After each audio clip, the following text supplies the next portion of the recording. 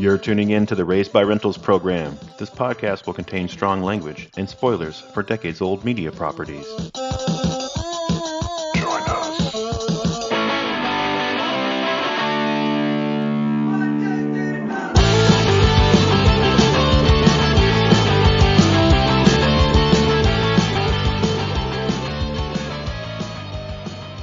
Welcome, everybody. This is the podcast where we examine pop culture franchises of the VHS era and improv new stories right off the top of our headstones, boys and ghouls, to imagine how we might improve our favorite movies, TV, and games. I'm Josh. I'm Mike. And we were Raised by Rentals. Mike, we are back for the second part of our Fright for the Whole Family double pack. Oh, fun times. Last week we had, well, I should say, we're not here to improve a favorite movie, TV, or game because our double feature, double pack, double episode series we're doing right now is actually totally original improv storytelling. Last week we started with an idea that I had come up with that was basically just like an elevator pitch that I had more than a decade ago called Look Alive, where I thought it would be funny to take that phrase and do a story about zombies who were trying to pass as living, and we improv'd it into kind of a reverse survival video game situation, and I thought it was a lot of fun. You know, it went in some weird directions, but I definitely had a great time with it. Oh, same. No, it was a lot of fun. In fact, I'm still kind of bummed that I can't play that game. I know, right? We were saying before we started recording, we were talking about video games, and I don't really play games that much, but man, I would fucking kill to play a game like that. That sounds like it would be a lot of fun. And it's exactly the kind of game that I would like to play because I don't like a lot of like fighting, like one-on-one and combo moves and fight strategies. I like to solve puzzles and, kind of sneak around and figure things out and find shit and collect things, as sort of the fetch quest types games. But yeah, so this time it's your idea and you're supposed to bring an original idea to the table. And very much like you last week, where you had completely blank notes in front of you because you had no idea what we were doing going in. This week, I have no idea what we're doing going in. So I'll shut up and toss you the mic. You got to tell us what's going on. So I came up with a short horror idea. Surprise, surprise. And again, surprise, it's a little whodunit, which is, I've said multiple times, is my favorite type of horror movie. Heck yeah. But I figured for the title, it's called Suffer the Children. Nice. And it's going to take place in the 1990s. The early 1990s, like around when we were like 11, 12, 13, that era. Okay, sure. So no cell phones. Parents are still like, kick you outside after school and, come home when the streetlights come on. Like no one was paying attention to anybody, that type of era. Yeah, we all go see R-rated action movies when we were like 12 and no one cared. Yeah, exactly. you buy a ticket for Rookie of the Year and you go sneak into, Robin Hood Men in Tights, stuff like that. Exactly. Which is something I did multiple times that summer. But yeah, like small town USA, early 90s, and all of the main characters, which we're going to have to name here, but all of the main characters are going to be children. They're all going to be like, adolescents. So like from like 10 to 13, like 13 would be the oldest character. Now, the premise for this is that like the film would kind of open with missing children reports. So we would see like, maybe like a missing kid on the back of a milk carton, or like, a news report of like, a kid missing, like presumably a runaway type of thing. So there's going to be a lot of stuff with missing kids. But again, our main characters are going to be kids. So first, before we get into anything with this, let's name our characters. I feel like we're going to need at least like 5 main characters. Okay. So let's go like, 2 girls, 3 boys type of thing. Okay. So, all right, you said 2 girls, 3 boys. Make some notes here. Okay. And as we typically do, I immediately just thought of, okay, what are the stereotypes, the tropes from the era? Like, what would we have seen in, tween movies of the time? So there's probably going to be some like scrappy tomboy girl, right? Maybe like an overweight kid that has a terrible nickname. Yeah. Well, okay, hold on. Scrappy Tom girl. Let's go with Sam. Oh, okay. Yeah, I yeah. feel Let's like do that fits. Okay. So we'll go Sam. Boys, let's see the chubby kid, because yeah, of course it's funny. I actually did picture a chubby kid in here. Oh God. Now, what did we do when we had Sam Granquist on and we did our sequel to Return of the Living Dead? We had a kid. What did we call him? It was like Lardass or something. Oh, I gotta look it Oh up. yeah, I don't remember now. It's been so long. Wasn't it Bitch Tits? Was it Bitch No. Tits? Oh, if it wasn't, we gotta use it this time. Hang on, I gotta go look it up. I don't think it was, but I feel like Bitch Tits is perfect. What did we call that guy? Oh shit, I gotta look it up now. We had. Yeah, it was. His name was Clarence, and everybody called him Bitch Tits.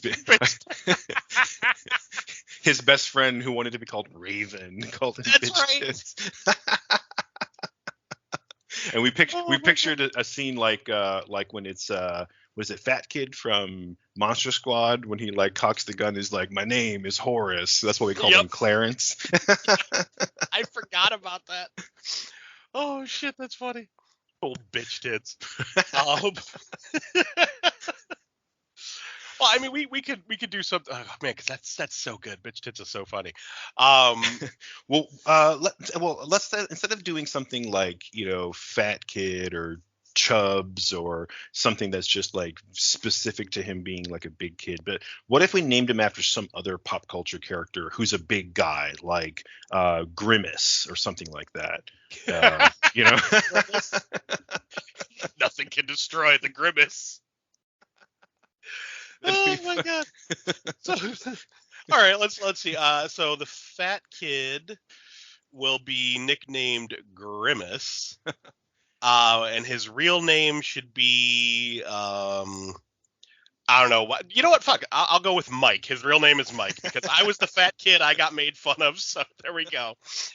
Okay, when we do our year-end review episode, I might have to go back and figure out how many improvs we did where we had a character named Mike or like Billy and Josh. Yeah. Because I was actually going to say, fuck it, we got to move on. So let's call another kid Josh.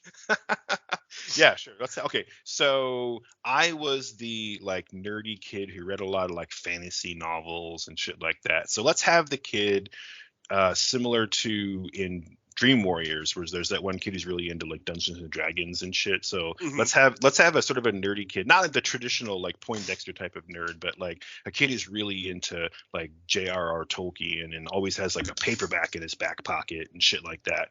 Yeah. We'll call maybe he's got like asthma or something, but no glasses, no pocket protector, like none of that shit. More like just a nerd. Yeah, just a nerdy bookish kid. Okay.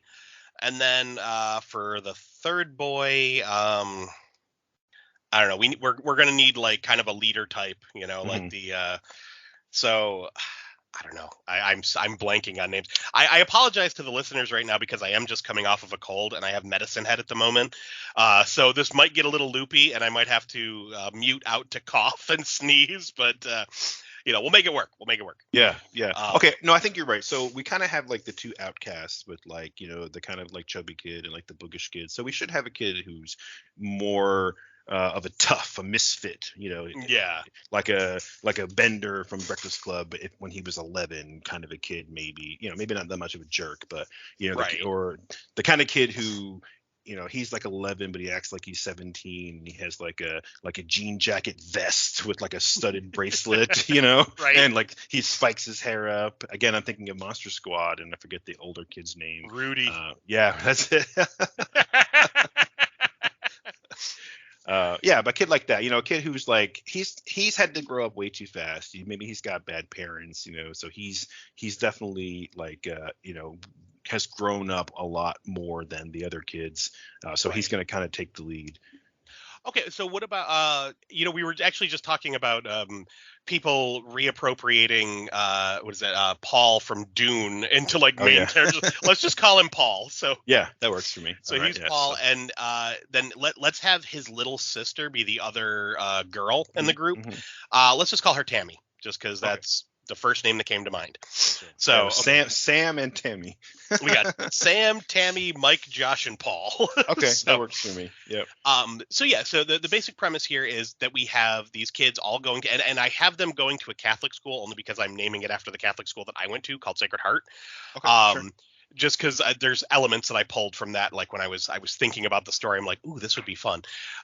So they're going to a local school, it's like a middle school, Sacred Heart, and they're hearing all around town that there are kids going missing, and at first people think that they're runaways.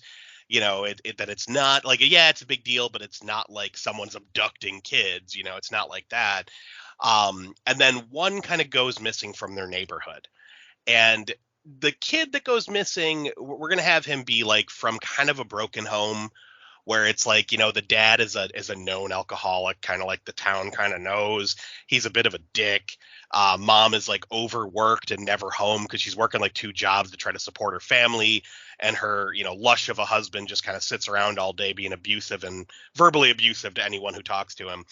Well, this kid goes missing and everyone thinks, okay, this has to be a runaway. Like that would be the first kid that would go missing. And then we would start seeing all the other, reports of kids going missing. So now that the town is kind of like on edge. Okay. And, we start off with that information, and then it's a brand new school year. It's a school year just starting, and it's filled with all the normal things that kids have to deal with. Bullies and homework and murder. Nice. So basically they have to figure out what the fuck is going on in their little town. So the first thing that, of course, is going to come to mind is who is taking these kids and why? Like, what's going on here? Okay. So what do you got? Anything to kick us off? Okay, so right off the bat, since we were on the name track, I couldn't help but think of a name for the missing boy. For some reason, I was just thinking of Dominic, thinking of like the boy they were looking for in Kindergarten Cop. Oh, okay. As we've seen in the past, it's always better to have names rather than refer to our characters as the missing boy. Right, exactly. Right. So Dominic, okay, yeah, that works. Okay. So we have Dominic, and then Dominic is like the last straw as far as Paul's concerned. That's kind of what I'm hearing, right? Mm-hmm. So like there's kids going missing in town, and Paul, who's kind of this misfit loner, he's kind of on his own, does his own thing. His parents suck too. Maybe that's why he and Dominic were friends, because they both had shitty parents. Dominic was a little bit more of a abused, and maybe he was a little bit more of like the whipped puppy who would tag along with Paul on his capers and antics, Mm-hmm. So now Dominic goes missing, and Paul's like, well, fuck, if these lame ass adults aren't going to find all these kids in town, like, we should do it, guys. Yeah. Exactly. It's totally like they're going to do the Scooby Gang sleuthing. Yeah, exactly. That's perfect. Okay. So in terms of like what it is and, why are the kids missing? That's a big question mark. It could be, we could go super dark and have it be like an actual like human serial killer. Because I think typically in a movie with characters this age, you're going to expect something supernatural, like a monster, which is also totally fine. And I have an idea or two that's bubbling up for like a cool like monster in the woods. But at the same time, like, it would be kind of an interesting twist to do a straight up just serial killer slasher type story, but all the main characters are like 11 instead of, like horny teenagers, like. Well, and it's funny you mentioned that, because that was literally the original premise for this story, back when it was just kind of going to be a short story, is it was going to be about a young serial killer. But I did back off of that only because I was like, dealing with kids dying in school and having I was like, I feel like that might be a little much. So I did pull back from it, as much as I like that concept. But it reminds me of stuff like, I don't know if you ever saw the movie Milo or Mikey, like the horror movies where like the kid is the killer type of thing. Very Good Son-esque. Yeah. But I was like, you know what? I'm gonna go in a different direction with the quote unquote monster or the villain of this story. So these kids are deciding that they're going to have to sleuth. They're going to have to figure this out because the parents, You know, they're just thinking these kids ran away. You know, they're not thinking that you know, there's a villain out there basically. And you know, maybe like Paul knows Dominic so well, like he knows like that he wouldn't run away. Like, yeah, his family sucks, like his dad's an asshole, his siblings are jerks, you know, his mom can't be there because she's always working, but he wouldn't run away. Like he especially wouldn't leave his younger sister, that type of a thing. Mhm. So now Paul is convinced like somebody's up to something. So we're gonna have the, you know, we have to have like the montage scene, of course, of like you know, the various culprits around town, like Mhm. maybe like the old butcher, like Mr. Peters or something. Like they're like, yeah, he looks like the type, you know. So kind of like watching all the different people, but they eventually decide on the janitor at the school, Mr. Brown, and they think like he's up to something. Like maybe he's getting a little too friendly with the kids. Like he's constantly talking to the kids, he's asking them personal questions, like he's always, you know, always around. It was watching the kids at recess, watching them at lunch, and like Paul starts to notice this, and he's like, something's wrong with that dude. So like I want Okay. Mr. Brown to be like the Mhm. person that they're the person of interest, let's say. Yeah. Okay. Okay, I like this. Can we back up a little bit? Absolutely, Couple absolutely. of things. Couple of things popped into my head. You mentioned something like about how Dominic wouldn't leave his little sister, right? That Mhm. Paul knows that. What if Tammy is Dominic's little sister, not Paul's? Because Oh, if okay, Paul, yeah. I think it would make more sense if Paul was like the only child, especially if his parents are just completely neglectful of him and he's just on his own, doing his own thing. I think it would make more sense. And I really like giving agency to characters that you wouldn't normally expect. So having like the 9-year-old little sister kick off the story by going to Paul and basically saying like, look, my brother's missing. He's missing. I know you can do something about it. You got to help. Yeah. And I think that that's an interesting way to start the story. And I don't think Paul needed much of an excuse. But then, seeing this, teary-eyed little sister, he's like, yeah, we got to do this shit. Put the gang together, you know? Um, I like that. I didn't even think of that. That's a good idea. I like that a lot. Okay, so I think this is good. What if I really like this idea of building like a cast of suspects? Yes, we can zero in on Mr. Brown as the lead suspect or the one who seems most likely to be the culprit or a Mhm. killer. But yeah, let's have at least a little bit of, like you mentioned, kind of going through the town and thinking about who else it could possibly be. Because then we can put some more suspects out there, Yeah. especially when you think if it's a whodunit, it's always a really good idea to put a character into a story who seems inconsequential, who then later comes back as like the secret killer or monster or whatever, and then you're like, oh fuck, I forgot all about her or him or Hmm. whatever, right? That's always a really good way to lay in a mystery, because then you have more than just like one suspect, or maybe it was secretly like the English teacher, the other one adult we met, um Right. so yeah, so this would be kind of a fun way to kind of meet the town. Maybe we have a sequence where it's Paul, who is, maybe he's watching the news, the 11 o'clock news. He's supposed to be in bed, and he's sort of like standing down the dark hallway while his like parents, who are passed out drunk in the living room, they left the TV on, and he doesn't want to go in and wake them up, but he's watching the news and he's getting mad because they're like, the latest, disappearance of a boy in town, Dominic last name, or whatever. I should have been taking a drink of my coffee right there. Dominic, last name. All right, so you see Paul getting mad, and this is like a kind of an interesting way to start the story, because you're going to start off with immediately, boom, that's the MacGuffin victim. Boom, here's our main character. He clearly has a connection because he's like watching the TV and not scared but angry about it. And then yeah, maybe he like tries to go to sleep. He can't go to sleep. He whatever, he goes, he gets up, and maybe he's going to go to school the next morning, gets up early to go through the woods and go check out like the cool like shack or like hideout that like he and Dominic built. And then the sister comes out, was like, I knew you'd find you here, like Dominic's missing, you're the only one who can help, that kind of shit, right? Right.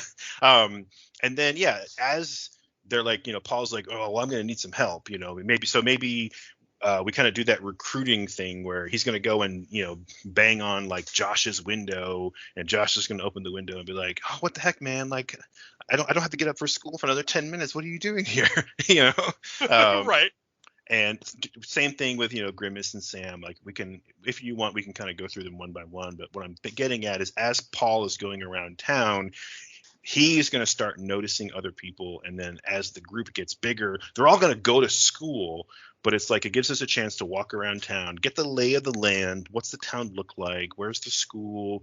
The element or the middle school, like in relation to the town hall or their houses or whatever. And then you're gonna see like the old man who's always sitting on the bus stop bench but never gets on the bus. The old crazy guy, that guy. Or you're gonna see like the crossing guard who maybe it's she pats the kids on the back a little bit more than like they're comfortable with, like Right. something like that. Or maybe or like the old man at the old guy that works at the drugstore that's always like watching the kids a little too closely, that type of thing. Like just kind of being creepy. Yeah, well, that would be good too. And not to stereotype too much, but yeah, as Josh and Paul and Tammy, and maybe by this point they have Sam, as they're going to school, maybe they go in the drugstore and there's Grimace, who's like loading up his pockets, and they're like, we knew you'd find you in here, Chubbo or whatever. And like, he's like, oh, I gotta like load up for the day,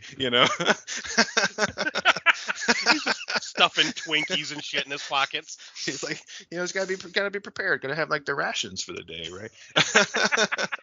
Exactly.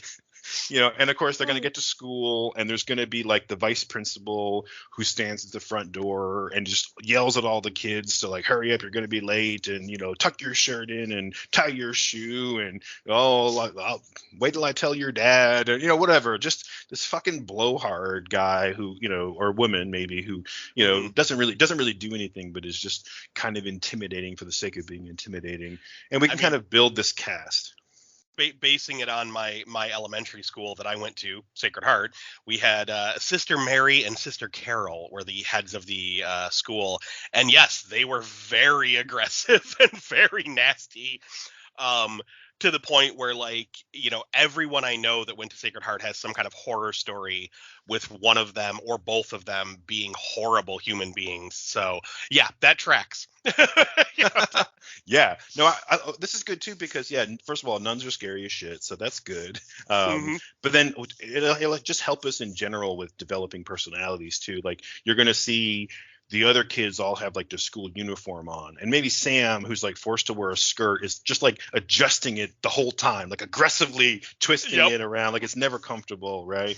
But maybe Paul has his uniform on, but he still has his like jean jacket vest on, and when he gets to the school, one of the nuns is going to give him some shit about Mr. Alvarez, you put on your blazer right this instant and take off that trash, Right, exactly. Oh, I'm having flashbacks to fucking elementary school. Yeah, so it'd be kind of fun that way. But yeah, no, I think this is a good idea. So yeah, we kind of build this cast around town. I really like the drugstore guy. I like the creepy crossing guard. I like the shitty nuns. What were their names again? I didn't write them down. Sister Mary and Sister Carol. Okay.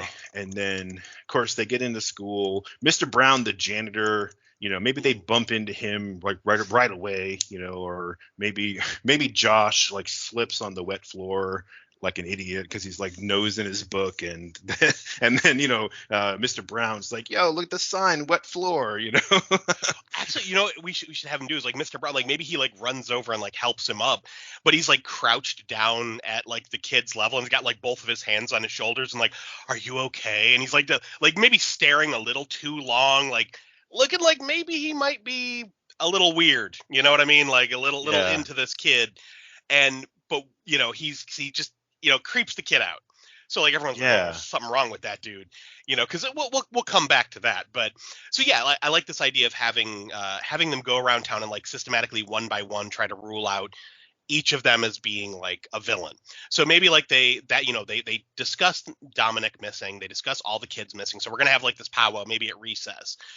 We'll have all the kids like kind of standing outside like at one corner of like the little recess area behind the school. And have them like maybe like Paul sitting there like hiding a cigarette, like smoking, doing the bad boy thing, and kind of explaining to the other kids, like, there's something going on. Like, Dominic wouldn't run away. We know that. Like, and have you guys seen, all the missing kid reports, like, over the summer, like, why are so many kids of all ages, like, going missing? Like, what's happening? Like, maybe there's been like 5 missing kids in and around their town. So maybe the next town over, stuff like that. It's like, it's not all localized in their town, but it's close enough where it could be someone hitting the area. So they're kind of like breaking it down. So then we're going to have the montage scene that every fucking, kid movie or kid led movie needs to have, where you have the Scooby Gang. And like, they decide, we're going to figure this out. So let's like systematically go one by one through the different suspects. Like, maybe they follow, the old crossing guard home. Like, she's, well, we say old, but to the kid, she's old. She's like 40, yeah.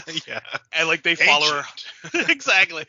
So they follow her home and find out, like, not only is she like happily married, but she has like 2 young children, like a toddler and an infant, and they're like, oh, okay, well, she's clearly like a happy mom. Like, she just really likes kids. Like, okay, like, everything's kind of kosher with her. And, and we're going to like slowly break that down. So like, maybe they like watch the drugstore guy, and, we maybe he seems like he still seems creepy, but he's like, they can't find anything on him. It's just like he's still maybe a suspect, but like, they're not seeing anything super out of the ordinary with him. Like maybe the old butcher guy, they find out, like, he doesn't even live in town. Like, he actually drives in for like an hour, that type of thing. They're like, oh wow, okay, so maybe it's him. Who knows? So we're gonna go one by one. But the thing is, I want them to get to Mr. Brown and, like, follow him home and like try to look in his home, but like, all of his curtains are like closed. Like, they can't get a peek in his house. And eventually they're like, we gotta find out, if he's the one doing stuff. So we're gonna have them like do a little breaking and entering. As you do. Of course, it's an early 90s film. It wasn't a big deal to break into someone's house back then. Come on.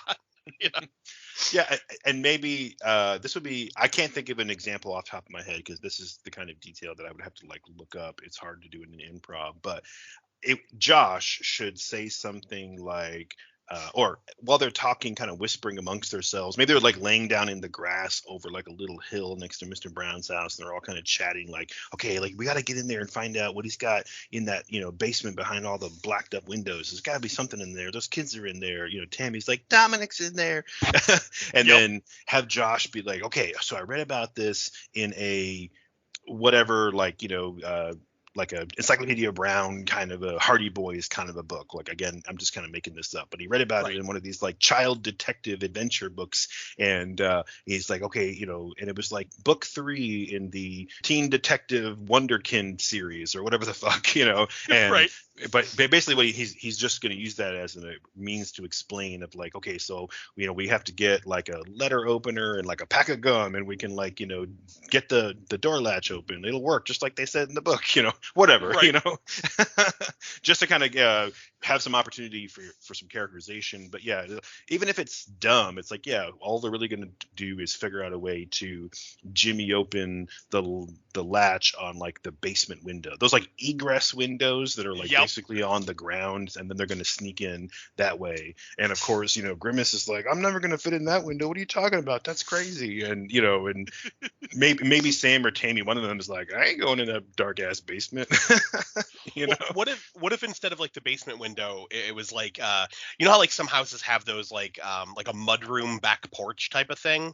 Oh yeah. Mm-hmm. So like, what if it's one of those where like it's the types of windows that like open outward, like kind of up on those like little stilts? You know what I'm saying? Okay. Mm-hmm. So like they figure out a way to like pop that open, and then like they push Tammy and they're like, unlock the door, so she unlocks the back door, and then they all kind of creep in. And like once they're in, like maybe this is like on a Saturday afternoon or something, where they're not sure if Mr. Brown is at home or out, like they don't really know. Like maybe he doesn't have a car, maybe he just walks back and forth to school. Okay, So they creep in and they look around, and they don't find anyone around. Like everything is pristine, like perfectly cleaned. So it's like you walk around like there's no dust anywhere. Everything's put away perfectly. There's not a lot of decoration. It's just like your basic cookie cutter house. And it's like, this is kind of creepy. It doesn't look lived in, So they eventually like go down in the basement. And once they get down in the basement, this is where I want like the reveal to be. So like we get down there and there's like this big door like all locked up and they're like, holy shit, he's got to have the kids back there. So like maybe they like find something like a hammer or bolt cutters or something. They break their way in, right? And once they get in, they're going to find empty cages and like all sorts of bizarre shit, like chains with rosaries wrapped through them. Like Oh shit. random jugs of water everywhere, crosses all over the walls, everywhere, strings of garlic, a pile of wooden stakes. So either he's fucking nuts or he's a vampire hunter. Yeah, no, that's fucking awesome. As soon as you mentioned like cages with weird rosaries and shit, I'm like, oh, so this is totally like a misdirect. Like they're gonna think that he's a child abductor, weird like Catholic, like weirdo who thinks that little kids are like sinful little monsters, but secretly he's like a monster killer, and he's the only one like keeping the rest of the kids in town from all being murdered. Right. But again, these kids aren't going to realize that because they're going to be like, well, vampires aren't real. Clearly, this guy's fucking nuts. Like, look, he has cages and he has like pointy weapons. Like, he's clearly the one taking the kids. He's doing something to them.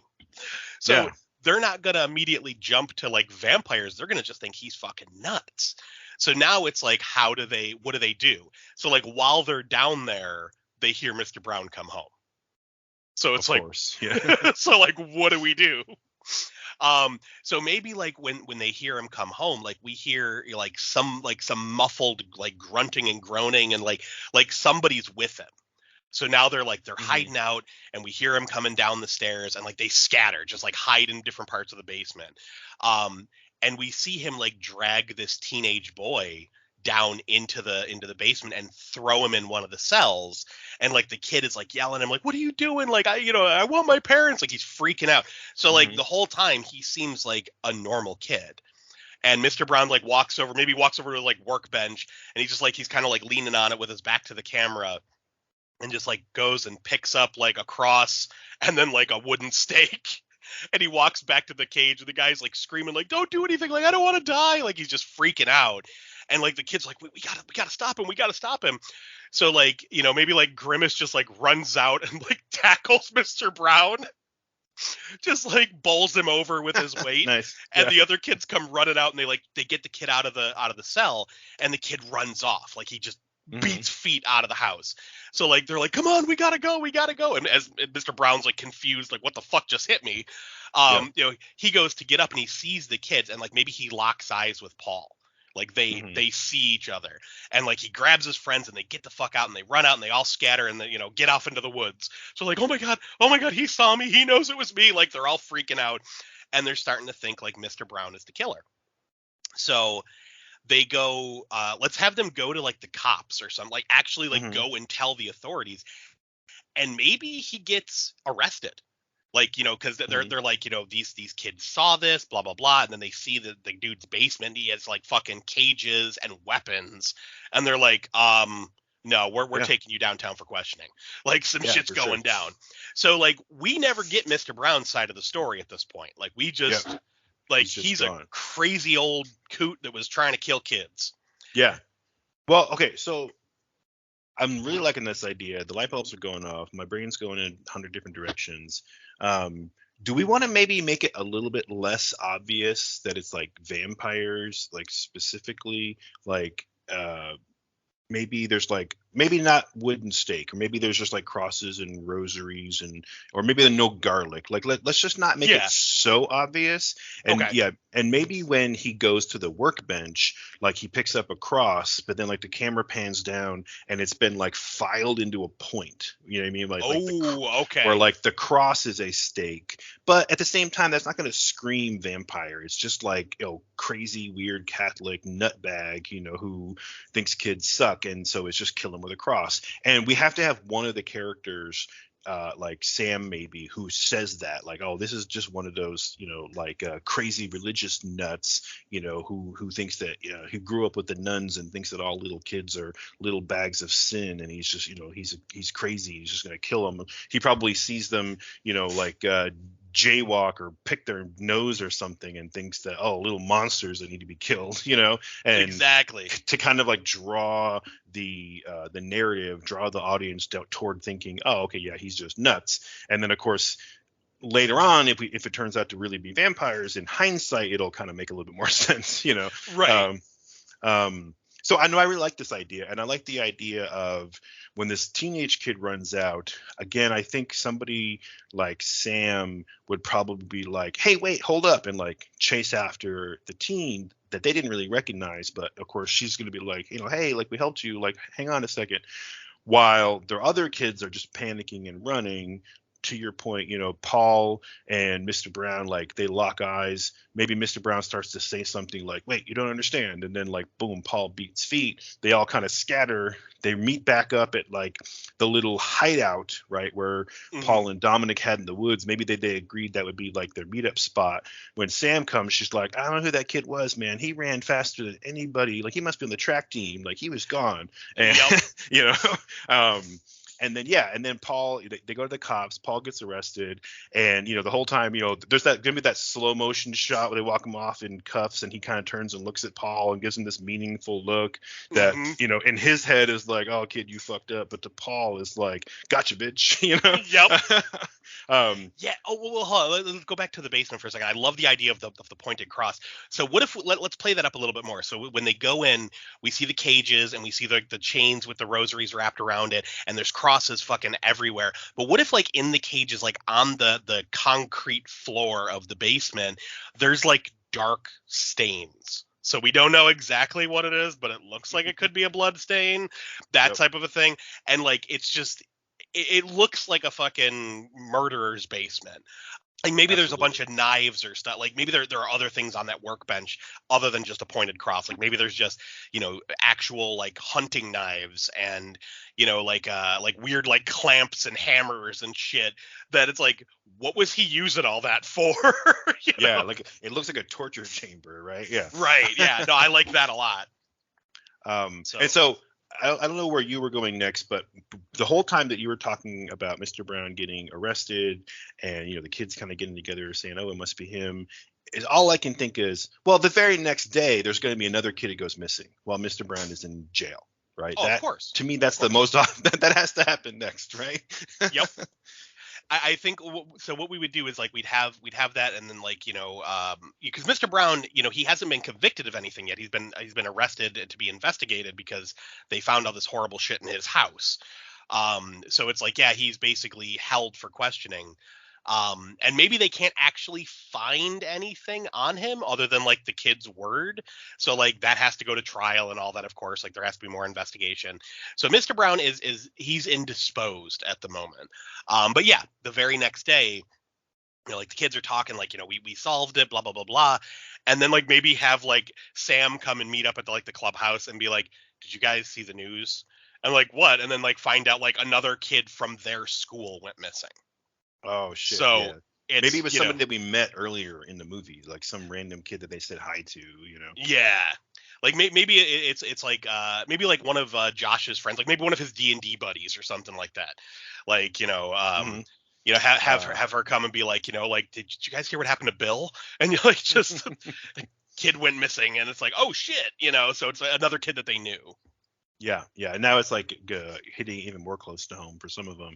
Yeah, and at the same time, I don't know how this fits like narratively, but all I can think is when they turn in Mr. Brown, I think that the kids' parents obviously are going to want to get involved, and we're going to kind of see them. We don't really necessarily need to meet all of them, but maybe there's a scene where kind of a montage where they're like in the police station, being questioned like one at a time and separately. And, we kind of have some, creepy music over the top of this little montage. But then at the end of it, you got to have Paul like bust out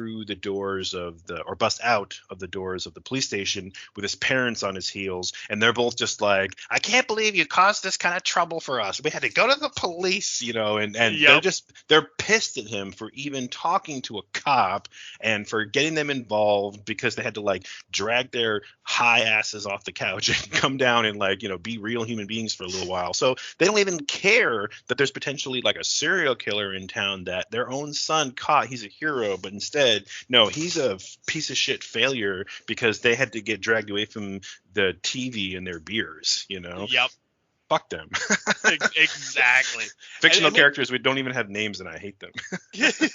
Well, and maybe that's why like Dominic and Paul became so close to begin with, because like both of them had parents that were just like drunken dicks.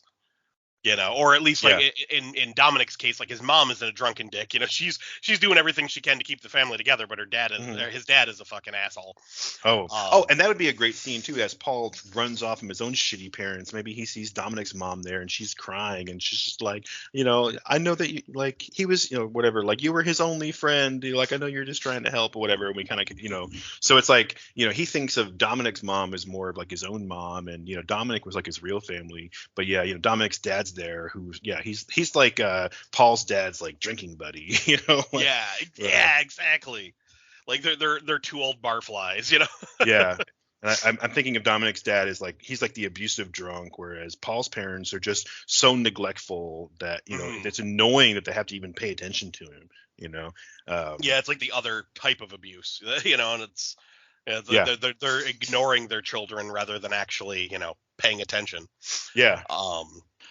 Okay, so after all of this kind of thing, kind of bring in the police, and then maybe the town that was scared for like one night, they breathe a sigh of relief, and then, oh shit, now there's another kid missing, and now the town is kind of on edge. But our little like losers club, they're Right. They're like galvanized to do something. Like they really tried. They thought they had the answer. Now they potentially have put an innocent man in jail. They still think he's creepy as fuck, but he's obviously not the killer, or not the only one. And but of course, Sam is going to bring up, well, what about that kid that he had in the basement? Like I said, I tried to chase him to stop him and talk to him and find out who he was, but he just like took off like bad out of hell. Haha. Exactly. So maybe they're like, we need to find out who that kid was. And they're like, well, hey Sam, do you remember like what direction was he running? Was it like, and she was like, yeah, it wasn't into town, it was like out in the woods, west or whatever. And they're like, oh well, that's whatever the next town over is, that's where. Yeah, it's Shelbyville. Exactly. It's always Shelbyville. Yeah. Like that's toward, we'll call it, Shelbyton, whatever. That's toward Shelbyton. And that's where maybe earlier on we had talked about like some of the victims being from another town. So maybe the victim like right before Dominic, was Susie from Shelbyton. And they're, we kind of bring that up like, yeah, Sam, Sam says, oh, he ran that way through the woods. And, Grimace is like, oh, well, Shelbyton's that way. And, Paul or Josh is like, oh, yeah, that kid Susie like disappeared like 2 nights before Dominic. She was from Shelbyton. And whether they think it's suspicious or not, I don't know. But just to kind of, throw it out for the audience to understand. But of course, they're now going to decide that they're going to go on like a mission. So they're going to load up with like flashlights and snacks, and they're going to tromp off through the woods on the way to Shelbyton to find this kid. Mm-hmm. I love it. Because they think maybe they can get some more information from him. Like, why did Mr. Brown have him?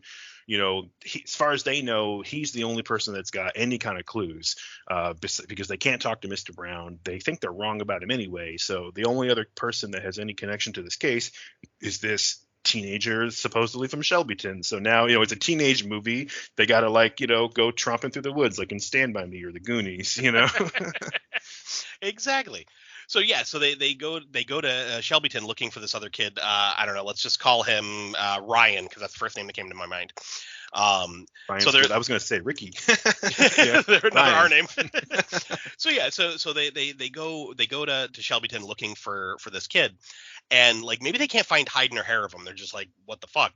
But when they get there, they see like a telephone pole with like missing kid posters, and like they're like, what the fuck is going on around here? Like there seems to be even more missing kids over here than than we heard of. Like because again, they're kids, they're not paying attention to the news constantly.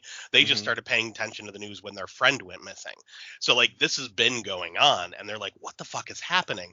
So what I want to have happen here is more kids start to go missing from their school, particularly from their school. Okay. So like as the days go on, like they're desperately trying to find this kid, and they can't find him. But Mr. Brown's still incarcerated at the moment, and kids are still going missing. So clearly they did not find the right person. Like yeah, Mr. Brown might be a fucking Hmm. psychopath, but they didn't find the right guy.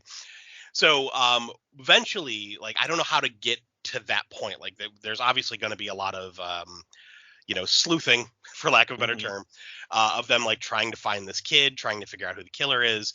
But eventually, they will find this Ryan kid. Um, but I don't know. Do we want to give the reveal here, or do we want to play it up more?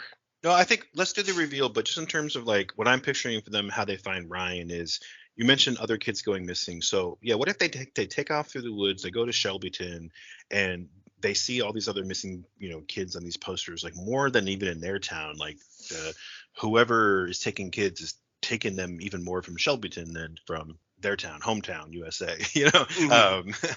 So that's creeping them out. That's going to be like a creepy revelation to them that, oh shit, like this is worse than we even thought.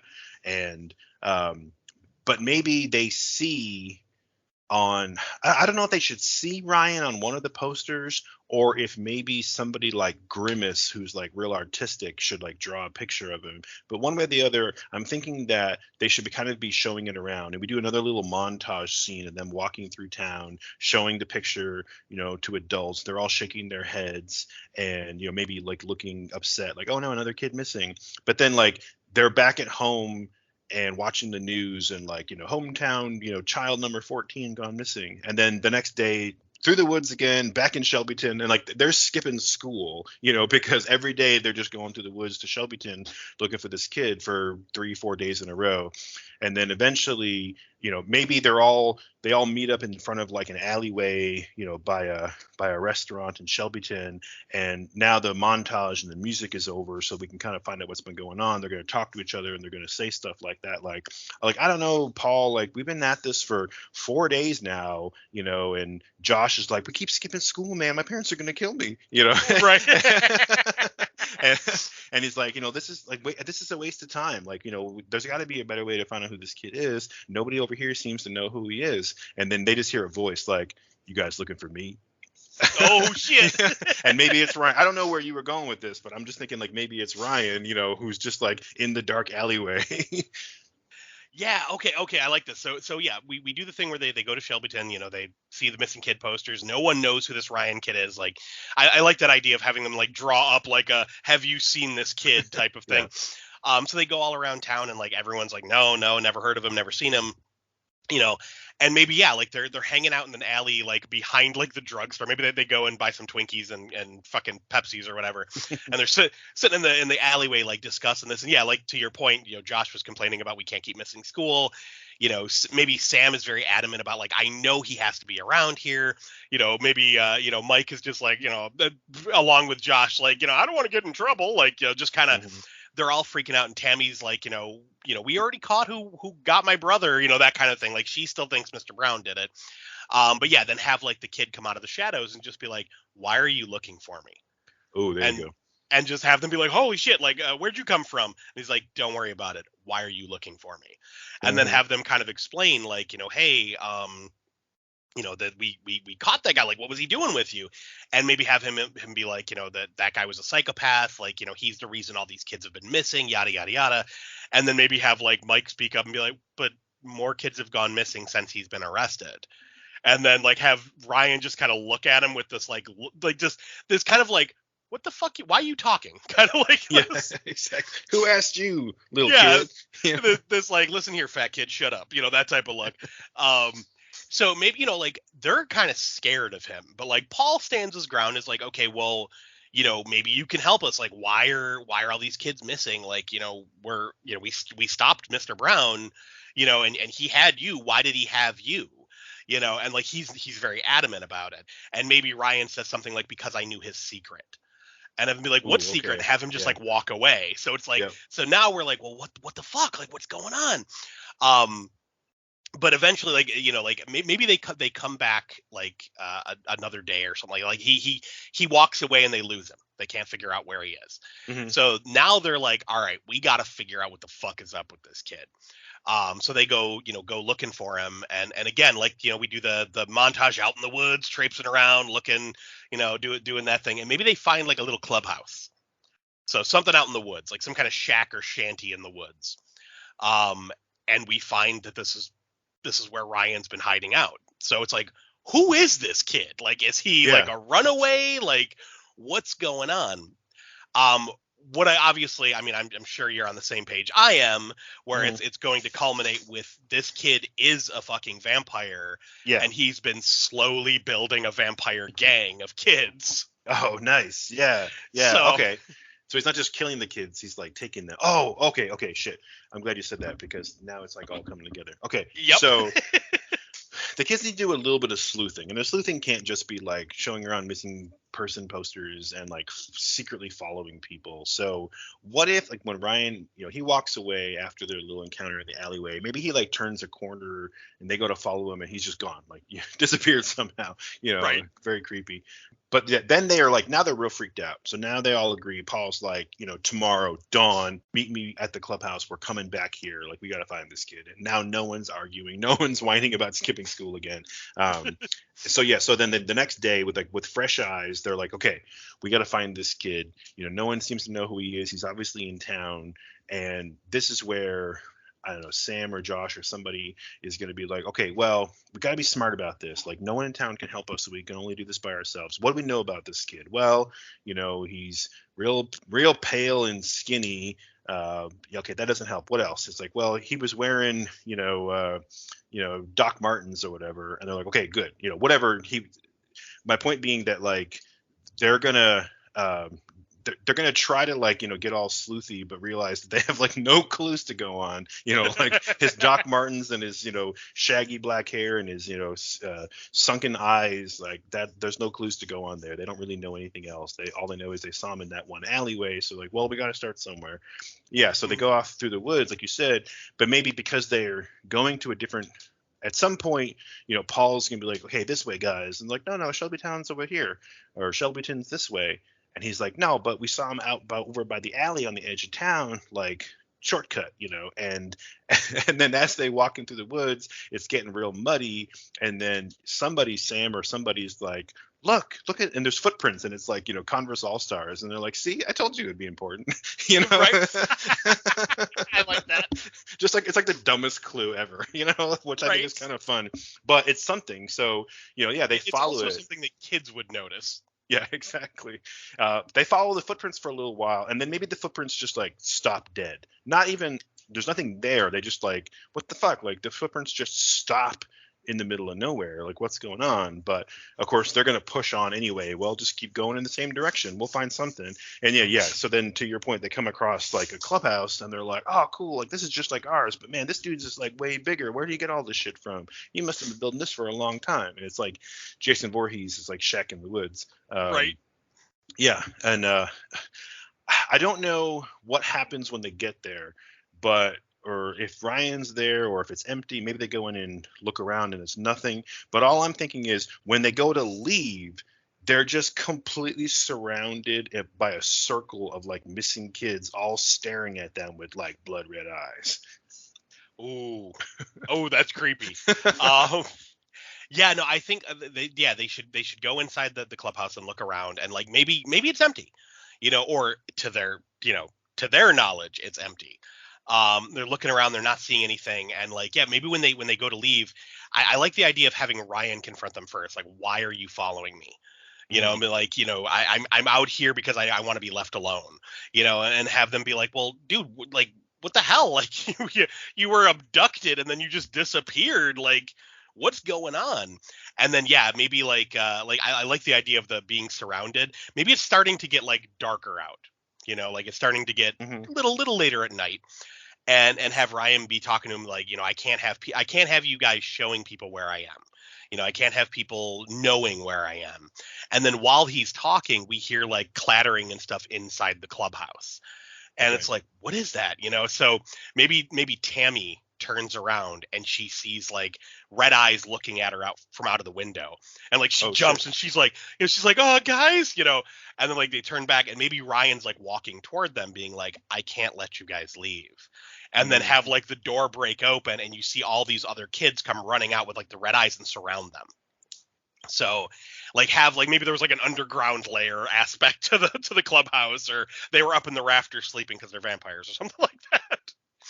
But something that the kids totally missed. So we have like they were in that shack and like they didn't see anything, but somehow those other kids are in there. And and maybe we have like Ryan is, maybe when they come out of the shack, Ryan isn't like right there. Maybe he's like in the woods. It's almost an uncomfortable distance away to try to talk to somebody, like it's just one of those things you do in a movie to make it more uncomfortable than it needs to be, where like you're almost having to shout but not exactly, right.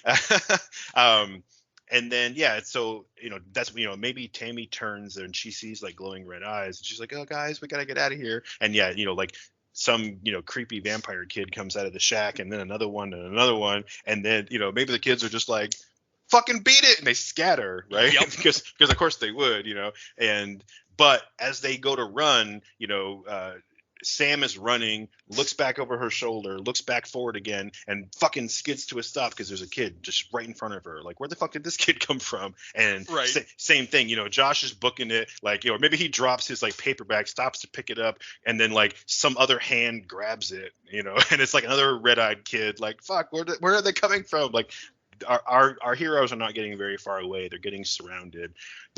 And again, I don't know how far into the story we want to get, but it would be perfect if Paul is the one who breaks away from the group, like gets around, maybe, dodges around another red-eyed kid or two, takes off. He's looking back and over his shoulder, and maybe he's cursing himself for like, fuck, I can't leave them, but he's scared. And maybe he stops to catch his breath and he's like looking back, like, do I go save him? And he's like, no, I gotta go, whatever. And then as he's sitting there trying to make up his mind, he goes to run again, and fucking Dominic is right there staring at him with those red eyes. Yes. Yes.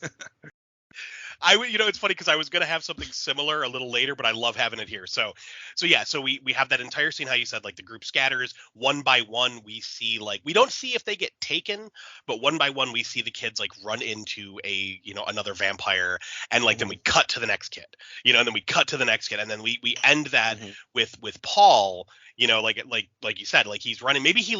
Maybe Ryan is like right in front of him, and he's like, I can't allow you to leave. And like he grabs Paul, and Paul just fucking socks him in the jaw, just like fucking hauls off and punches him, and Ryan stagger back, and like maybe he just like wipes the blood from his lip and like smiles, and he's like, you'll make a worthy addition. And Paul just fucking runs. So, and like while he's running, like, maybe he's like scattering through the woods and he hears people screaming. He's like, I can't leave my friends. What am I doing? Like, he's freaking out. And then he turns and like you said, like have Dominic standing there staring at him and being like, yeah, about leaving your friends behind. Just like come toward him. Dun, like, dun, dun. Right. So it's like, oh shit, vampire boy.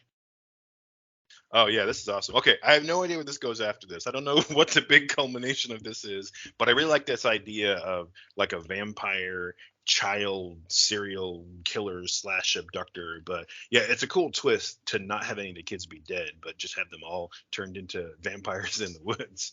Right. Well, and that's the thing. Like, we're going to be playing with some vampire tropes here in a minute.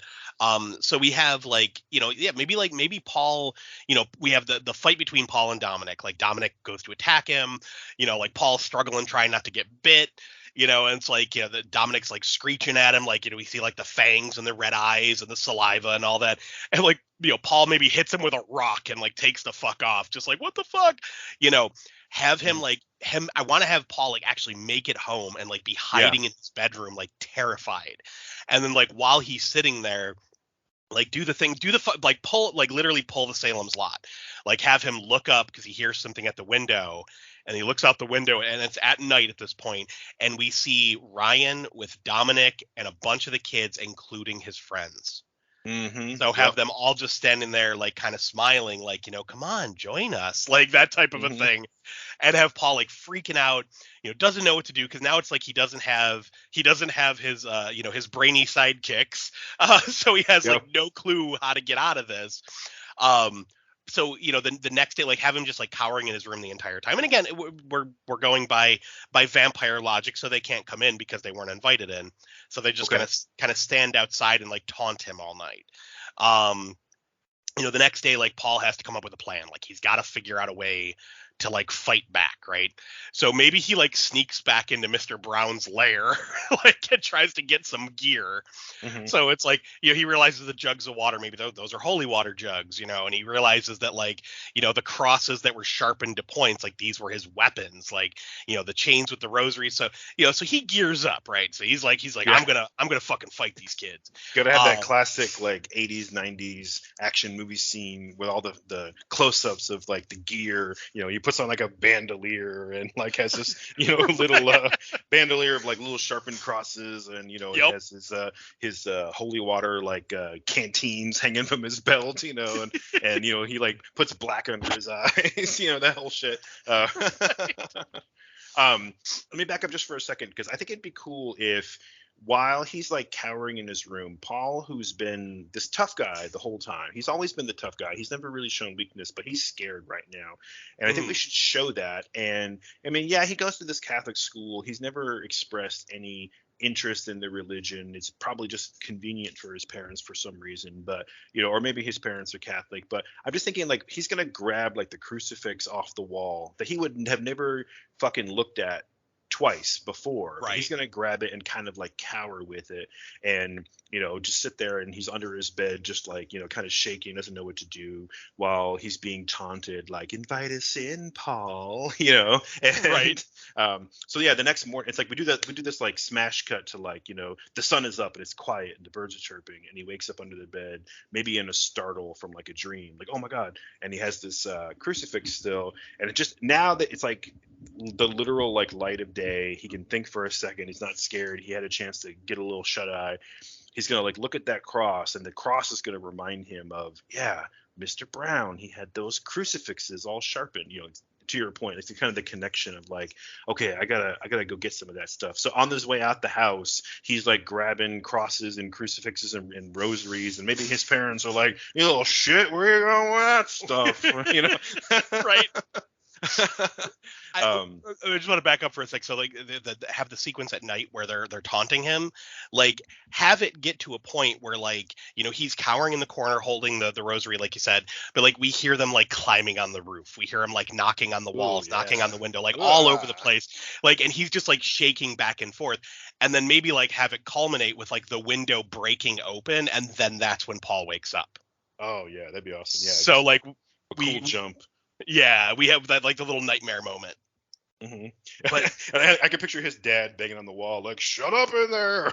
Right? Quiet no down. Idea. His house is literally crawling with vampires, and he's just like, "Shut the fuck up, you little punk!" Exactly. Yeah, so have him go to Mr. Brown's lair and like gear up. I think he should do that, but then I think he should try to maybe free Mr. Brown. I think he needs help. He needed help before with his friends. So what if he goes to the police station? And again, these are supposed to be like crafty kids that were doing a little sleuthing, a little, breaking the rules, a little detective work. So, maybe he's going to, pull like a Bill and Ted or something. I don't know. He's going to try to go to the police station and try to figure out a way, how do I get Mr. Brown out of there, because I need his help, I don't know. Maybe he goes and just tries to just tell them face value, and they're like, "It's not fucking Halloween, kid. Like, what are you doing here with all that shit on? You know, get out of here, you little punk." You know, but maybe while he's in the building, like it's just this little town, and maybe it's been like a couple of days. They probably just have him in a holding cell, like waiting to Yep. be transferred to some, like county courthouse or something. But Paul's gonna maybe scope out the place just enough to kind of know, like, okay, that dude's got the keys, and that dude's like stuffing his face with like donuts or something. Just enough information to kind of know if I can get back in, get the keys, sneak past powdered sugar man, and I could probably get to the cell in time before they stop me, or something like that. Right. Now, do we want to actually have him get Mr. Brown out, or just get advice from Mr. Brown? I think it would be more fun to let the kids be the hero. That's a really good idea, that you just by asking the question, it kind of makes it clear that it's better if Mr. Brown doesn't actually get out. Let the kid be the hero of the kid movie. But yeah, I definitely think getting some information from Mr. Brown is the trick. So Paul's gonna like try to steal the keys. Maybe he can't, but he manages to sneak in past the cops, gets to Mr. Brown, and he's like, "Oh, I couldn't get the keys, but I gotta get you out of here." I get it now, and let them have a conversation where Brown's gonna be like, "Look, I know why you did what you had to do. That's not important right now. Like, obviously, about these guys. I see what you're wearing. Like, here's the skinny." And then he's gonna kind of tell him the backstory on, he's a vampire, like out of the movies, kid. I swear to God, I've been, hunting these guys for years. I followed them, across the state. And they set up camp here, so I got a job as the janitor, and blah blah blah. And he's gonna kind of tell him, like, you got to use, the holy water won't kill him, but it'll hurt like a bitch. You got to use a stake. I use the crucifixes for a little extra fuck you. and that's the thing. Like, maybe he can say something along lines, like, we can bring up some of the rules here. So like you said, like, the holy water won't kill him, but it'll burn him, like it'll hurt him. Maybe maybe even Paul will point out, like, yeah, but we saw Ryan during the day. Like, why didn't he die if he's like a vampire? And have him be like, kid, the movies aren't 100% accurate. Like, yeah, they can go out in sunlight, but they can't feed. They have to hide their feeding under the cover of night. They're like, have him basically be like, they're weak during the day, so that's why they hide out. And have him do something. Oh, go ahead. I'm sorry. Give me one of those thoughts. That they're weak during the day. I'm like, when they saw Ryan in Shelbyton, our group of kids, he was this scrawny, pale, sunken-eyed little emo kid.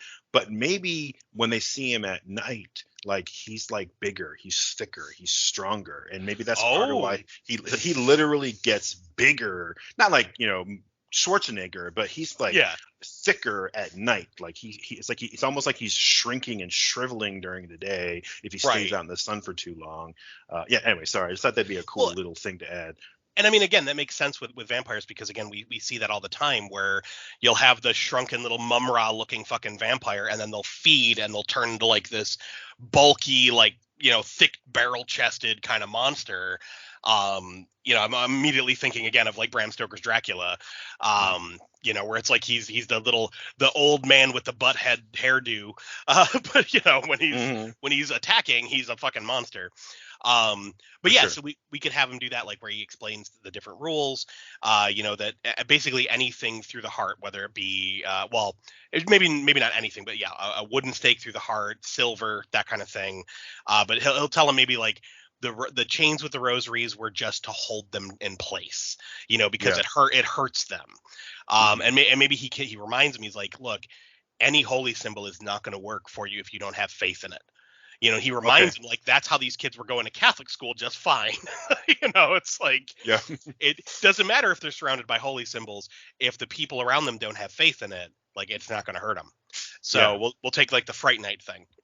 So now that's good too, because of course Paul's not really going to believe in it at first, maybe there'll be a scene at some point where he goes to stab Ryan, big triumphant, crucifix stake stab right in the chest, and then have Ryan be like, "Oh, you thought that was gonna work," Yep. And it's like, "Oh shit, like this is worse than we thought it was." I mean, and of course we have to have the whole like beheading also works, because that's been true across pretty much every vampire lore I've seen. If you behead the vampire, or burn the body, you pretty much kill the vampire. But yeah, so like have him talk to Mr. Brown, get all this information, and have Mr. Brown be like, look, you have to get him during the day. Like, don't try to fight him at night. You will not win. And have him be like, that's why I got him when I did. Like, that's why you guys saw me on a Saturday morning, dragging this kid back to my house, because he was powerless at that time. He's like, so fight him during the day. So maybe that's the thing. Like, Paul goes back to the woods, like all geared up, like ready for a fight. And maybe like one or two of the vampire kids are left behind to like try to fuck with Paul, but like the rest of the kids aren't there. And it's like, maybe as Paul gets closer and closer to Ryan's shack, you start to hear that creepy like little kid laughter in the woods. That's perfect for horror movies. Right? Like very atmospheric. Like they're just they're laughing, like it's hilarious. Paul has come back. They're like, oh, look at all his little crosses, Yep. But it would just be very unsettling for Paul. Yeah, but maybe he gets all the way to the shack. Maybe he like kicks the door in, crucifix stake at the ready. But like it's fucking empty, just like before when they got there, and it's like, what the hell? And either he has to go and find him, or it was just a little dupe out, because then he's going to get like, kicked in the back real hard and turn around and, oh shit, there they are, Right. Well, what I'm thinking is like have him looking around, like he doesn't he doesn't know where they are. But eventually, like, like I said, there are those kids, because we heard the giggling. So like he finds like maybe one or two of them. Maybe they're like sitting up in the rafters of the clubhouse. Like it's only like 8 feet up in the air, but they're like above him, and they're kind of like giggling and mocking him, and basically telling him that, Ryan has your friends. So it's like, maybe they're not turned yet. So it's the whole thing of like, your friends could still live, but you have to leave us alone. That type of a thing.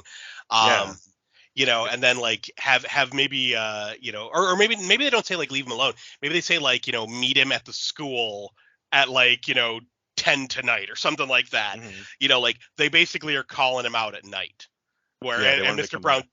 And Mr. Brown had specifically said, don't fight him at night, that type of a thing.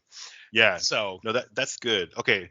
I think it'd be funny too if, while Paul's looking around in the little shack, as the camera looks past Paul, we're seeing glowing red eyes in like the shadows behind him. But every time he turns, there's nothing there. So it's like only the audience is seeing that he's surrounded by like, like the eyes of vermin, but like every time Paul turns, it's like there's something there. It's like it would just be like super creepy. Okay, so that begs the question though of why does Ryan want to call Paul out? Why doesn't Ryan just take him down, or wait for nightfall and take Paul like he took all the other kids? Like we need a solid reason to defend, so we don't have a plot hole that would explain why Ryan doesn't just attack Paul right then and there, or stall until nighttime. What's so special about Paul? Well, I think it would be a combination of a couple of things. It would be, number one, like Paul knows what's going on. Like Paul could expose them, and like and their plan is only going to work if they can kind of stay hidden. Like, he's building this vampire gang. Again, remember, they're kids, so they're not that smart. Like, right. Ryan is just like, I want to build my gang of vampire kids. Like, so I have a group, I have a posse. But this guy could ruin it all for me. And, I've spent too long, like, working on this to, like, let it all be ruined by one asshole. Like, it could be that type of a thing. Or maybe Dominic could be like, I want him as one of us. I want my friend on our team, like that kind of a thing. Okay. We could do a little bit of both, right? It could be Paul's in the shack. It's pretty early in the morning still, and he's there like ready for battle, but it's like there's no battle. It's like right. It's kind of anticlimactic. But yeah, he's like hearing the whispers and the voices, and then he goes to leave, and Ryan is there. And maybe that's what it is. Maybe Ryan says like, Dominic says you're the best of them. You're the strongest, you're the smartest. Dominic wants you to join our little family. If you ever want to see Dominic again, meet me at nightfall at the school. And then, he disappears or runs off at like super speed or, something, right? Something creepy. Well, I think what it should be like, I don't, because again they're weak during the day, so maybe have like the little kids that he left behind, Hmm. at the shack to like meet with Paul, Hmm. have them be like, Dominic and Ryan want you to meet, meet at the Hmm. school at 10 o'clock, and it's like if you ever want to see your friends alive again, like that type of thing, like they Okay. taunt Hmm. they taunt him to go there, but meanwhile the real reason, like once he gets there and like he goes to like do the showdown, that's when we find out like maybe like Ryan is like at this point like he's kind of doing the villain speech revealing the plan. Hmm. So like have him kind of like walking around and being like, I at first I just wanted to kill you, but Dominic convinced me that you're a worthy addition to our little family, and kind of like have him like There you go. circling Paul talking. And like maybe even have him say like, I haven't turned your friends yet, I haven't decided if they're going to be one of us or just food. um Kind of like have him like taunting Paul, like, Hmm. maybe Ryan wants to see what he can do. Like he's like, okay, Yeah. you're saying this kid's so badass, let's see what he can do. um so like I want this fight to kind of like, maybe it's like in the gymnasium or something of the school, like they break in and they're like in the dark gym, just Paul walks in looking around and he gets fucking hit in the head with a basketball or something like that. Yeah. you Yeah. know so The yeah, so perfect nightmare for, like a non-athletic middle school kid is to have to like have a showdown in the gym. and that's the thing, like maybe Ryan's kind of a jock, like he's kind of like like you said, he looks scrawny during the day, but like when he's in his full vampire form, he's all beefy. So he's like, Oh, go yeah, good. what if he's like, so I was picturing him as being this kind of like, emo looking kid. Of course, that wouldn't really make sense for the early 90s. I mean, yeah, you had, those sort of like metal rocker type of dudes, heavy metal dudes around at the time. And Right. that would be fine, but yeah, I think it kind of would make sense. And almost be even creepier if it was like the Misfits versus like the Mega Jock. And what if Ryan is like he has like a baseball like Letterman jacket on and just jeans and Yes. sneakers, but and maybe he wears a baseball cap pulled really low over his eyes to like shade the sun, that kind of thing. So Yeah. it's almost like he was the captain of the team, or he stole the captain of the team's clothes when he made him a vampire or something. Right. Yeah, that would be kind of interesting too. Take him to the gym and kind of fuck with him with basketballs, or at some point come at him with like a literal like baseball bat, like it's my vampire bat, bitch. That's fucking hilarious. Vampire bat, I love it. Oh man, stole that from The Walking Dead. But yeah, anyway. Oh, that's fucking funny. But that'd be good. Yeah, um it'd be sort of like the ultimate misfit versus like the ultimate jock. right. Well, I mean, and while yes, the Walking Dead did use that joke, it's still different because this is a vampire wielding a bat saying it's Exactly. that's why it's so funny. It's still, yeah, it's pretty awesome. And it's the early 90s. The Walking Dead doesn't exist yet, so. Exactly. So so fuck them. But yeah, no, I think like, so we're gonna have this big showdown, like you said, like they get in the gymnasium. Ryan's fucking with Paul, like maybe he's like hiding in the shadows, like throwing basketballs at him while he's talking. And then he comes out and the two fucking fight. Like they have a fight. Like he's kicking the shit out of Paul. Like maybe he like boots him through the doors, like into the like the pool area of the, how like every gym had like that attached pool. Yep.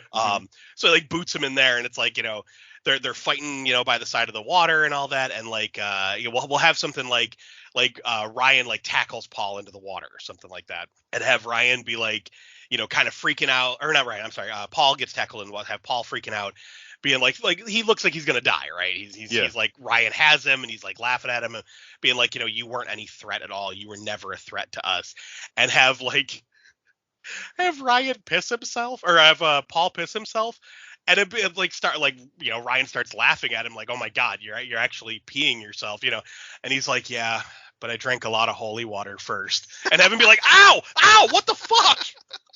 That'd be hilarious. So like Ryan has to jump out of the water because Paul drank a shitload of holy water. Oh man, that's hilarious. I don't think that's ever been done. No, that's pretty amazing. It's like have holy piss. Holy piss. There you go. That's awesome. Okay, so I don't know if it works here or before when Paul or when Ryan was talking, but I want Paul to like have a revelation, because I don't think we should end the fight just here. That's a great way to kind of have like have them fight and end it with like this awesome little twist where he kind of takes Ryan down a peg. But I wanted to give Paul like a breather, like a minute to get away, because Okay. Ryan, when he says like, "Oh, I haven't turned your friends yet," like I'm still deciding, or maybe he said that before, and now while he's like screaming from the holy piss, maybe he can be like, "That's it, like I'm turning all your friends into my vampire minions just for that, you little punk." And then Paul, in like a moment of clarity, is like, "That's right, you haven't changed them yet, they're here somewhere." And then he just turns and runs, because he Okay. realizes that the fight is stupid, but his friends are in the building somewhere. And the reason I'm thinking Mm, this is, again, just cutting forward a little bit from a storytelling perspective, it's going to be so much more satisfying to have the whole group of Paul and his friends, the whole club of them, all get to face Ryan together, not just Paul by himself. So this is like round one. gotcha. Now Paul's going to realize, wait, I need my friends. I can't do this by myself. And so he's gonna take off running. Ryan's gonna be think, get back here, you coward. I Hmm. always knew you were a little pussy or whatever. And but as when Paul's running, you know, he's trying to think to himself like, shit, like where do I go? Like they're here somewhere. Maybe he's yelling for them. Josh, Mike, Sam, where are you guys? And maybe the other vampire kids are like, jumping out of classrooms or jumping out of lockers, trying to like, get in his way and whatever. And they're, maybe he starts to realize as he's running around that, like, okay, so they don't want me to leave. They got to be in here somewhere. I don't know. Help me to figure this out. Like he needs to find his friends. Either they're all in separate places, or maybe they're all like tied up somewhere, like in the principal's office or some shit. But I think it would be so much more interesting if he finds his friends and then they can go on the offensive. Turn around and be like, let's hunt these bitches. Yeah, yeah, no, I like that. So, okay, yeah, we have him like run from the pool area, like run across the gym, and like while he's running across the gym, like you hear like the vampires hissing, like that we see them like they're behind him but not super close. So like maybe like we see him jumping out of the shadows, and like he runs out of the gym, and maybe like he slams something like a chair or a garbage can or something to like kind of like wedge the door closed. So they have to like go around Hmm. the other way, and like he's running through the school screaming for his friends, and then like yeah, like you said, like they're all in a classroom together, so have like they're all tied up and gagged in the classroom. He gets them, he cuts the ropes open, he like pulls the gags off, and he's like, are you guys okay, are you? And they're fine, they haven't been turned yet, so they're freaking out like, oh my god, we gotta get the fuck out of here. And I'm like, no, we're never gonna be safe if these things are still out there, we gotta stop them. And like wait, so he gives the weapons to like all his friends, so now they all have like Hmm. a pointy cross and like maybe like a little canteen of holy water or something. um so yeah, like you said, they go on the offensive, so they get out of the room, and maybe we see like the gym, the door is busted open, so like they did get out, but now Yep. the school's quiet. So they're like walking around the school, and like we hear the giggling and we hear the laughter. Maybe like, Ryan is talking from somewhere. Maybe he gets on the PA even. And he's just like, Oh we're yeah. we're gonna find you. Like, it's like let the hunt begin, that type of thing. And have like the vampires coming out of everywhere. And like, yeah, maybe they have to like they fight a couple of the vampire kids and kill a few of them. Yeah, no, this is awesome. So what if they're using their holy water or whatever, and they do start to take down some of the vampire kids, and maybe at one point, let's say Josh takes down a kid that they know, maybe a kid we've seen before, or maybe that one kid that they knew from school that got taken earlier on, Yeah, and you his know, D&D buddy.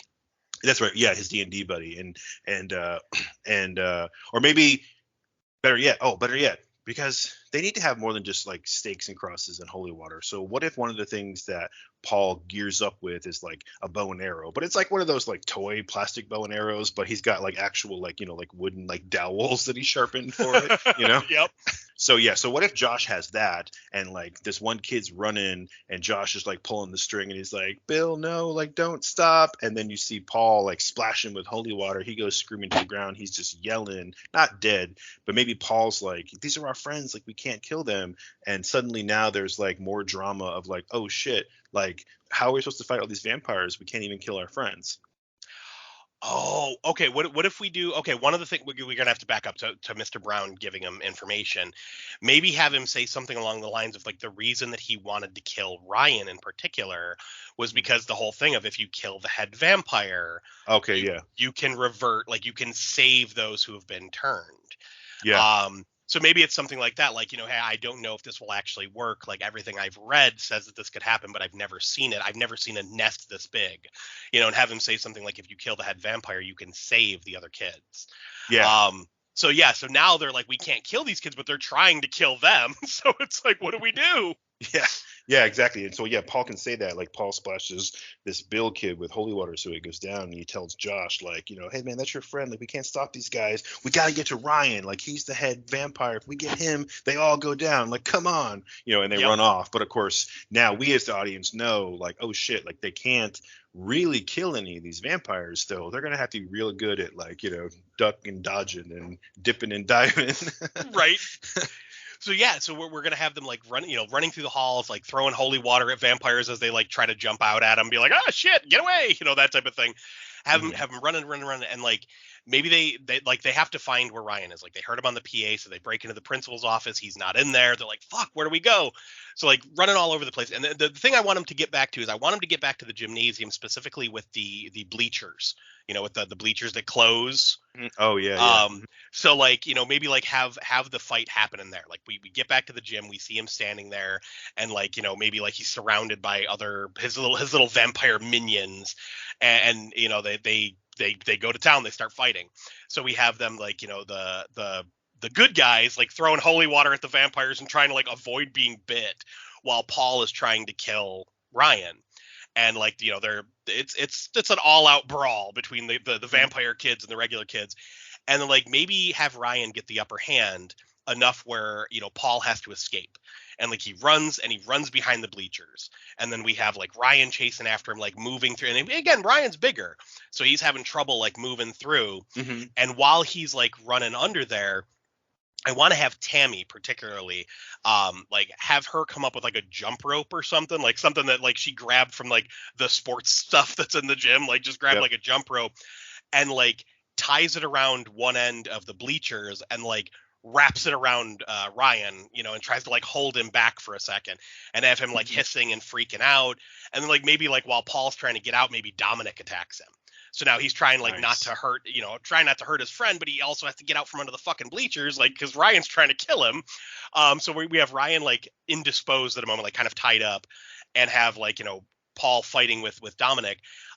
Maybe he splashes Dominic in the face with the holy water and like burns him really bad. So like Dominic's freaking out and hissing, and like Paul shoves him out from under the bleachers, gets out, and then yells at Tammy to get out and hits the button to like pull the retract the bleachers.